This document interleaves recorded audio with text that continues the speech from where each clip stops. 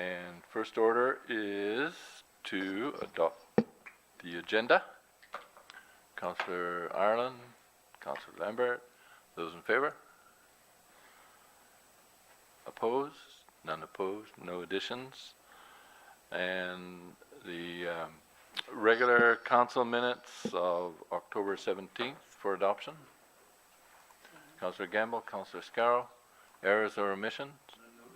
None. Those in favor? Opposed? Motion carries. Thank you. No business arising. Mayor's report. You saw those circulated. The announcements. Remembrance Day ceremony. November 11th, 10:30 a.m. at George Eliot Senior Secondary.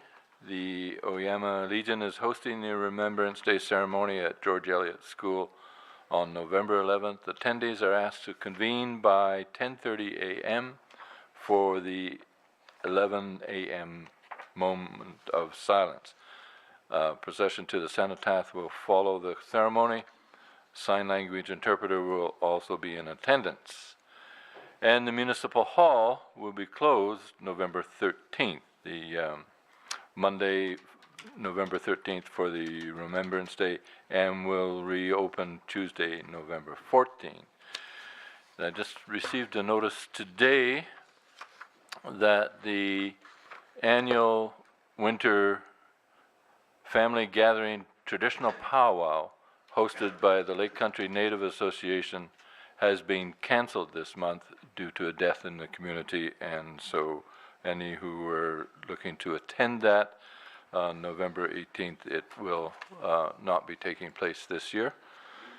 And we move on to public comment. Anybody wish to address council on any issue of concern? Second time of asking, third time of asking, hearing none.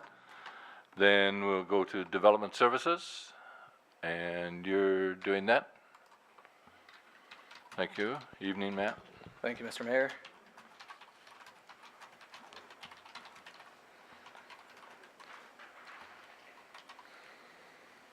Mayor and Council, good evening. Here to present the road closure bylaw RC 2017-001, Gable Road End. The issue and purpose of this presentation is to provide council and the public with the underlying goals, policies, and principles that were reviewed with respect to the recommendation. Recommendation below is that the road closure and removal of highway dedication bylaw, Gable Road End, 10/31/2017, be read a first, second, and third time. What I want to go through here is really where the recommendation came from. I know there's been lots of public comment about this already. I'm not going to go through the whole report as a typical planning file will be, but more where the recommendation came from and what we reviewed and how we reviewed it to come to this recommendation, obviously respecting the democratic process. And this is a tough decision that council is being presented to them. Obviously, we recognize that as staff, and with all due respect to council and the public. So it starts off with the communication with the purchase of the rail trail that the sale of surplus lands and not taxation would be applied in reducing the interest that Kelowna has in the rail trail. From the beginning, that was clear that was. To date, we've not identified surplus lands exclusively within the rail trail to cover that full amount that covers Kelowna's interests. Part of and that's one point of the topic. The other part is in terms of the road right-of-way itself, in terms of park planning efforts and the historical maintenance schedule, district staff feels that this is not essential in terms of that is not absolutely necessary to the continuation of Gable Beach, as access to the water at Gable Road End and Toby Road End, while not maintained at Toby Road End, will not be removed of this closure. There's been questions posed about the environmental concerns for the area. Same as with any 30-meter distance from the high water mark, natural environment development permits required, and a riparian area regulations report submitted to the province by a qualified environmental specialist. For instance, if there's any changes to be made to that area for landscaping, even to access a dock, the development permit would be required, as well as a riparian area report. Another part of the discussion came to the parkland supply in the area, and this determined not just developed, there's, in terms of 3 stages, developed, maintained, and unmaintained. So sort of a typical buffer of 800 and 400 meters were applied to sort of view in totality of the district where we're covered with certain types of parks, community parks, beach parks, shoreline, school sites, regional parks. It's in the attachment of the report that everybody has. It was available in the agenda. It's also up here. So what this is the 800 and 400 meter buffers from each access of what that is in terms of from parks, not just lakefront. And our determination was that while every area in the world would like more waterfront access and park coverage for sure, we recognize that we felt that the type and amount of coverage through Cars Lane, if you can see down in this area here, was covered in terms of different sites, regional, community parks, beach parks, road ends, and unmaintained as well. Part of the decision in terms of the rail trail, which this does not show, or Pelmawash Parkway, is that there was a deficiency in these areas, and that's where part of the recommendation comes from.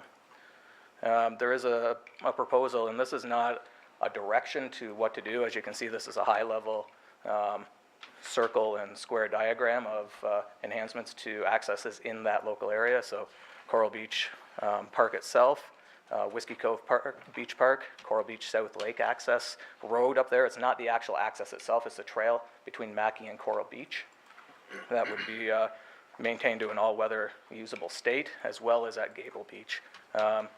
We would look to, as any sort of park development, engage in the community on things that would be sought to this. This, like I said, is a proposal. This is not a directive of this needs to be sought at this point.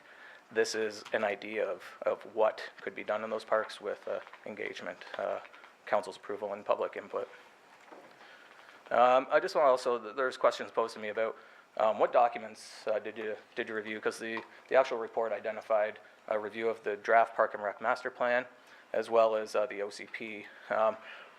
You know, the report, in all due respect, is meant to be a summary of what is done. You know, we could have 300-page reports for every single article that comes up here, and we do have discussions at staff. So I just want to go through some of the other plans that are available publicly that we do review for these recommendations. One of them, and you know, going back to 1998, I've put these chronologically from when they're from. The Wood and Kalamalka Lake Shore Zone Plan, public access to the foreshores secured really in only 3 locations within the 31 kilometers of Wood Lake and Cal Lake within the borders. Reeswig, Beasley, and Kaloya provide beach access with adequate parking and other day-use facilities. There is a couple road ends. One, Cliff Road has a small road end. Crawford Road has a car-top beach boat launch there. And there's a couple other small ones, obviously, now undertaken with the rail trail. There's those accesses of 8 kilometers of waterfront lands available there, and almost 7 on Pelmawash when we complete that transfer with the provincial government. We also reviewed the previous Park and Rec Master Plan. These are just a couple statements from there. So acquisition of future parkland should be strategic and combined with the liquidation of some current property, which may not be held in the highest and best interest of the community as a whole. Obviously, I realize that people have different opinions of what this means. I'm only presenting what we at staff reviewed. You know, I take this as not a directive. This is a conversation piece, and you know, I was asked, you know, how we got to this recommendation, so I just wanted to provide that basic premise. Also, the public will want more access to lake, foreshore, and trails.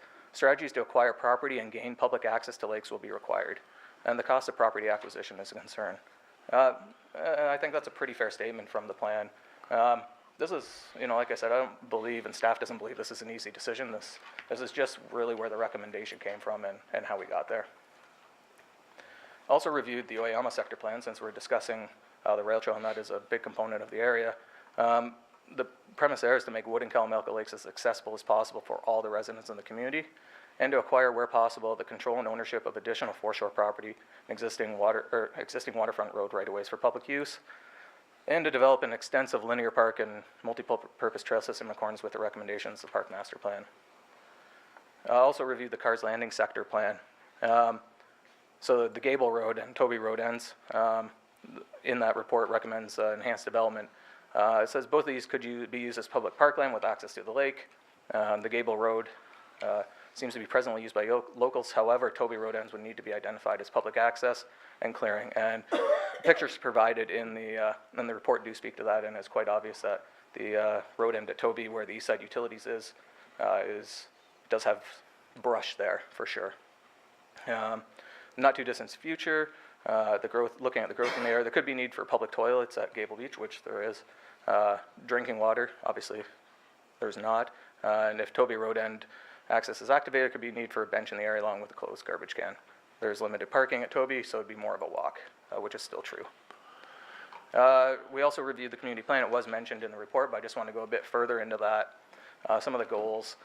This is under the Section 15 Parkland Conservation. It's to improve and expand the park network and recreational facilities to meet community needs. Also to improve public access to the foreshore of all lakes. One of the objectives is to provide a network of parks that includes accessible trails, increased lake access as recreational opportunities and educational components. Obviously, this is a summary of where we pulled. The whole OCP is not up there. A few of the policies are reviewed. District Lake Country Parkland acquisition priorities are land fronting Okanagan, Cal, and Wood Lake, and we'll strive to increase the amount of publicly owned lake access points along Okanagan, Wood, Cal through subdivision and land acquisition where feasible. It goes a bit more in terms of the premise around Wood Lake Recreational Corridor, which is with the purchase of rail trail and transfer of Pelmwash Parkway, brings that closer to fruition. And when you look at the parkland acquisition strategy, which is part of the OCP, wherever economically feasible, the district is interested in acquiring appropriate land for parks or conservation area. In most cases, be through subdivision, however, properties may be purchased. And these are some of the considerations: topography, intended use, maintenance, location in relation to other parkland, current and proposed density, and significant features. That's the end. I just wanted to provide that information for council and open it up to discussion with the public and mayor and council. Thank you. Thank you. And as this is a road closure bylaw, statutorily we hear from the public. So if anybody feels their interest is affected with this road closure, now is the time to come forward. State your name clearly. And Good evening, Mayor and Council. good evening. Into the microphone, if you will, so that we pick it up on TV as well, and the people behind you can hear better. Thank you. Good evening, Mayor and Council. My name is Doug Warbitz. I am the newly elected chair of the Cars Landing Community and Recreation Association. Firstly, I would like to thank council and staff for bringing forward the Gable Beach land sale, reference number RC 2017-001. Through this bylaw, you have been instrumental in galvanizing our community, revitalizing our association. You have opened a major contentious point that is critical to the residents. The majority of the residents do not have lakefront properties and therefore rely on the few existing access points that are overcrowded or underdeveloped at this point. Future development and growth is only going to create more congestion. Therefore, the vast majority of our members are totally opposed to the disposition of any public lands on Okanagan Lake. Over the years, public access and use of the foreshore has been severely restricted and denied to the larger community by the sale and development of private properties that abut the lakefront foreshore. There are few remaining access points, and with this bylaw, there appears to be no plan or intention by staff or council to protect the existing public lands. It appears that the council is not hearing and respecting our community. Our Cars Landing Sector Plan, District OCP, distinctly state that there's a growing need for public access and waterfront and boat launch. For the sake of our children, future residents, our community, we need to ensure that there's a comprehensive plan to provide for unrestricted access to the lake. We constantly hear the argument that all lakefront foreshore is accessible by the public. I question that statement. The practice is that users of the foreshore are imminently deterred by the abutting property owners, and impediments for access continually are being used to discourage the general use by public. We are opposed to any disposition of Okanagan Lake public lands without a comprehensive community plan that encompasses the need of present and future residents. This plan must provide for optimizing and increasing the existing lake access. We need to be thinking ahead 100 years, not just 2. We should be acquiring unfettered access, not divesting of the insignificant portion we presently have. And I think the rest of the community will say their piece. Thank you. Yeah. We need, yeah, no clapping. We need time to get as many people as possible with all the information that we haven't already heard. Your name, please. Name's Sean Reid. I live on Mackey Road in Lake Country. Hello, Mayor and Council. I've been asked by the group called the Friends of Gable Beach to present this petition. We've only had it running for a short time, but there's currently 1,523 signatures in this petition. What I'd like to do is read out the petition and what it is we've asked people to sign. The District of Lake Country regards the approximate 200-metre stretch of public land known as Gable Beach as surplus to requirements and is proposing to sell this, the largest section of public accessible waterfront in Carr's Landing area, into the hands of 3 private individuals.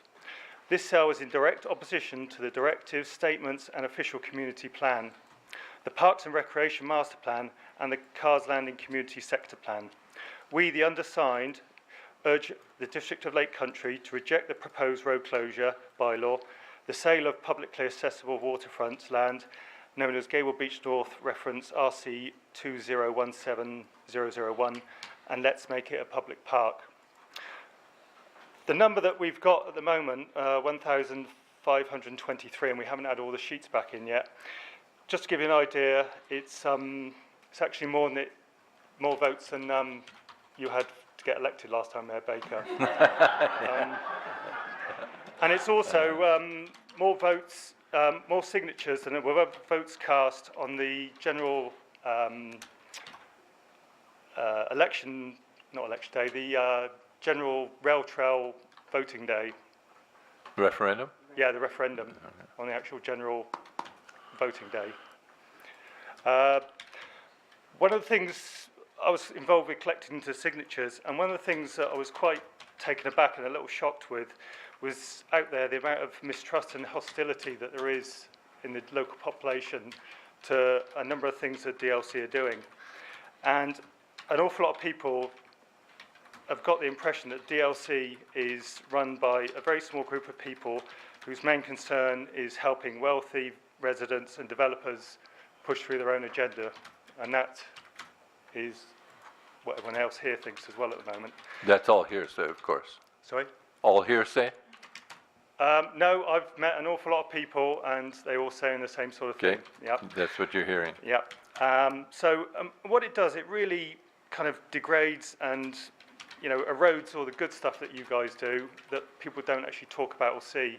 But it's things like this which, in the public's eyes, really do you no favours at all. The last thing I'd like to say is, it's great, having a bad idea every now and again is totally okay, but it's totally unforgivable to pursue it to the degree that it's going now. Thank you very much. Yeah, leave the petition there, if you would. Thank you. Anybody else wish to address council?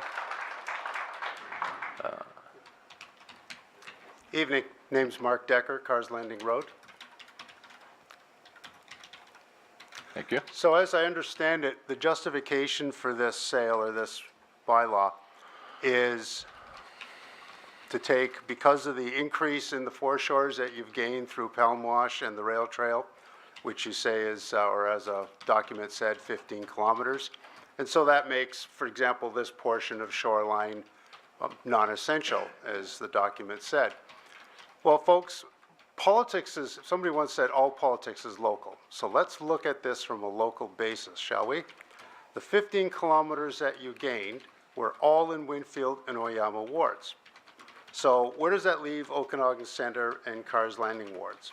Now, Okanagan Centre, has about 3.5 kilometers, just over 3.5 kilometers of public foreshore. And most of that is in the form of a dedicated green space. And it doesn't look like we're giving up any of that. Carr's Landing, what does actually Carr's Landing have for public foreshore? Do you guys know? If you add up all the little bits and pieces of road ends, it comes to 910 meters, give or take a couple. That's less than a kilometer of public foreshore in the entire ward. And that includes the over 200 meters that we're talking about tonight.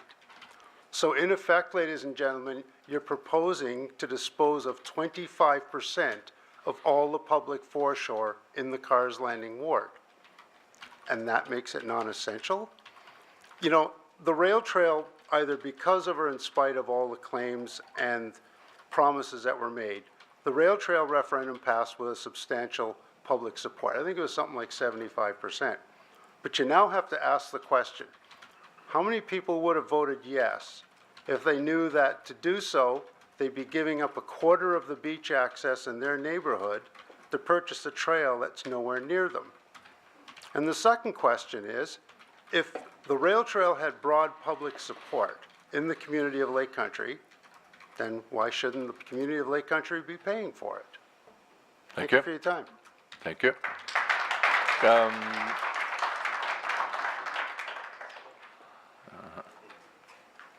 I don't know, is it possible to connect a computer or not? No? Can you connect a computer to it? Okay, okay. Hi there, Mayor and Council. My name's Cara Reid. I live on Mackey Road near Gable Beach.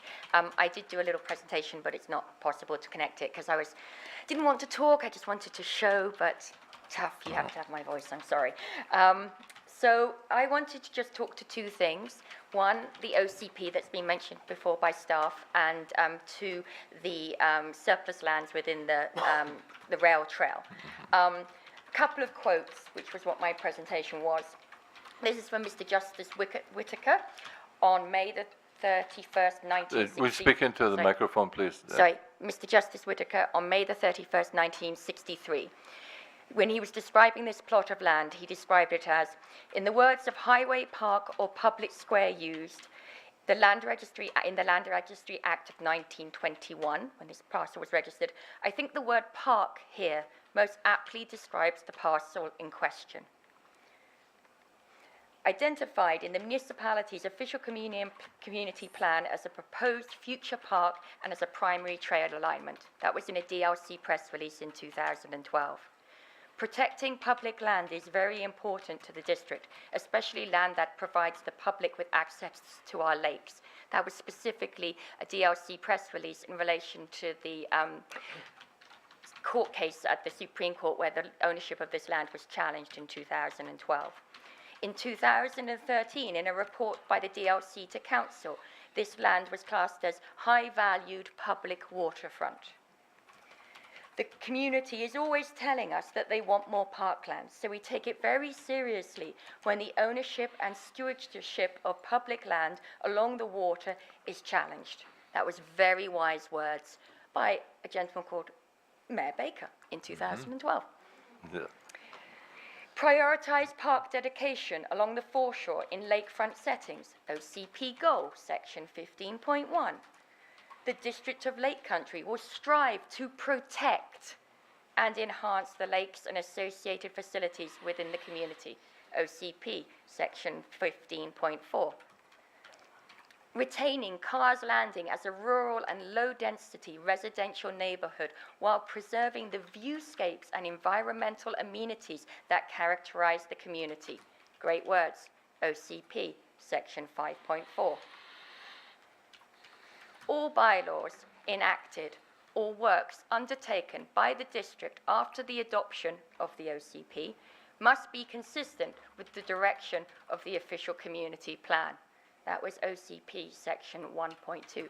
Great document. All we're asking is that you follow the terms of that document and that this park is retained for the community.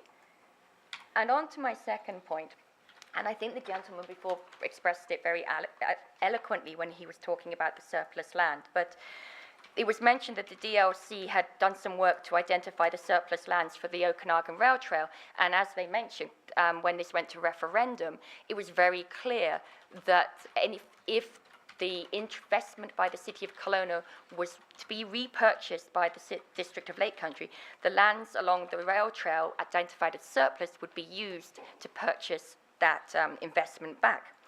At the time of the rail trail, there was a commitment to the taxpayers of Lake Country that the City of Kelowna 2.6 million is an investment, not a loan. That was the words from the DLC website.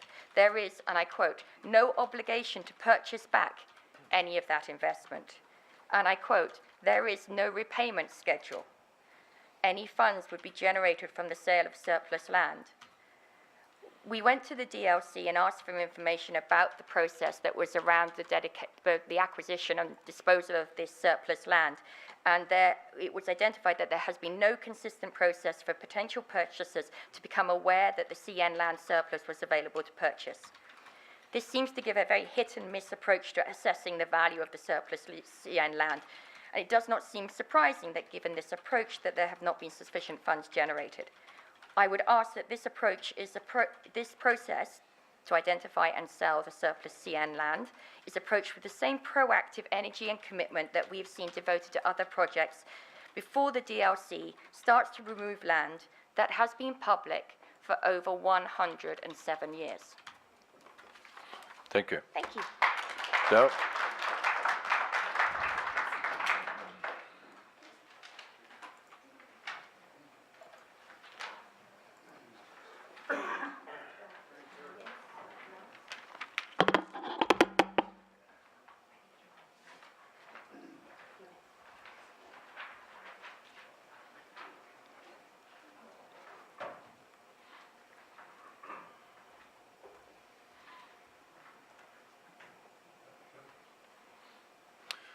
Good evening, Mayor and Council.